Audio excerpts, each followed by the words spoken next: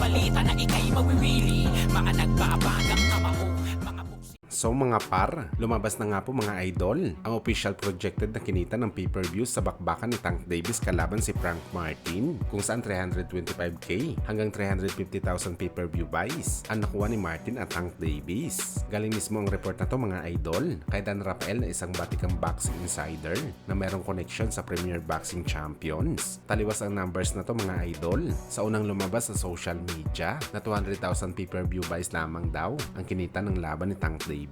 Kaya dahil dito mga idol, maraming mga boxing fans ang nagsasabi na bumalik lang daw sa regular na pay-per-view rating si Tank Davis. Talagang si Ryan Garcia lamang ang dahilan bakit kumita ito ng malaking pay-per-view na umabot na mahigit million pay-per-view buys. Nagpapahiwatig lang daw talaga ito mga idol na mas malaking draw si Ryan Garcia kumpara sa kinikilala na face of boxing na si Tank Davis. Isa nga daw sa mga patunay nito mga idol ang naging laban ni Ryan Garcia kontra kay Devin Haney na umaabot sa 400 to 500 buys ang kinita ng pay-per-view nila. May isang fan pa nga mga idol na nagsabi na kasing rating lang daw si Ryan Garcia at Tank Davis. Pero kinurek ito mga idol ni Mike Avenger na isa sa mga trusted source natin na not even close daw mga idol ang numbers ni Tank Davis sa dati nitong tinalo na si Ryan Garcia pagdating sa pay-per-view. Kaya nagpapahiwatig lang ito mga idol na walang credit na nakuha si Tank Davis dahil sa kondisyon nito na rehydration clause. At malamang mga idol, nag-iisip ng kampo ni Tank Davis na labanan ulit sa Ryan Garcia para masemento nito ang kanyang sarili bilang isa sa mga pay-per-view superstar.